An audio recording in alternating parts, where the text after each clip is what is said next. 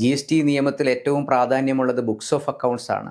Accumulated ആയിട്ട് input tax credit കിടക്കുന്നതും inverted duty സെക്ടറിലെ റീഫണ്ടും ഒക്കെ കൂട്ടി വായിക്കേണ്ട കാര്യങ്ങൾ GST ഓഡിറ്റ് വിഭാഗം വളരെ ശക്തമാണ്.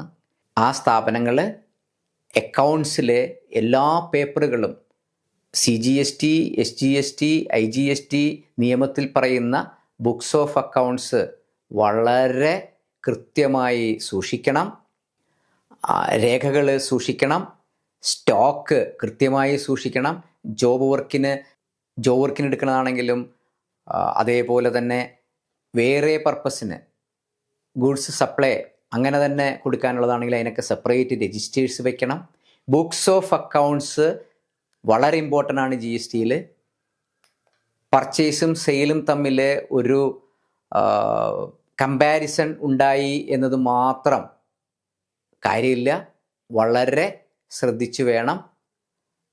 GSTയിൽ ബുക്സ് ഓഫ് അക്കൗണ്ട്സ് പ്രാധാന്യമുള്ളതാണ്.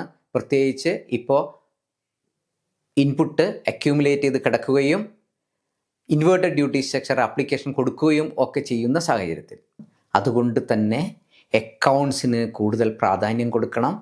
GST പോർട്ടലിൽ കാണുന്ന 2Aയിൽ വരുന്ന ഇൻപുട്ട് ടാക്സ് ക്രെഡിറ്റോ ഒക്കെ എടുക്കുന്നതിന് മുൻപ് തൻ്റെ ബുക്സ് ഓഫ് അക്കൗണ്ട്സ് പരിശോധിക്കണം.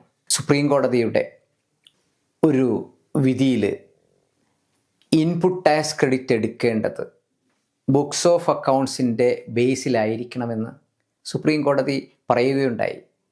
ഭാരതി എയർടെല്ലിൻ്റെ കേസിലാണ് അത്തരം പരാമർശം ഉണ്ടായത്.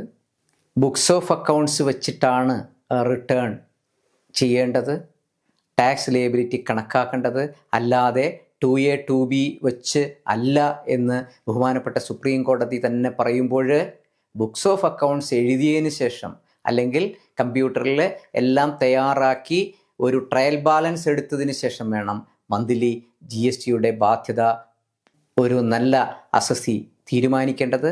അങ്ങനെ ചെയ്യുമ്പോൾ GST നിയമത്തിൽ പറഞ്ഞിട്ടുള്ള ബുക്സ് ഓഫ് അക്കൗണ്ട്സിൻ്റെ എല്ലാ കാര്യങ്ങളും മെയിൻറ്റെയിൻ ചെയ്യണം. അതുകൂടാതെ GSTയിൽ സെക്ഷൻ 65 ഓഡിറ്റ് വളരെ വ്യാപകമാവുകയാണ്.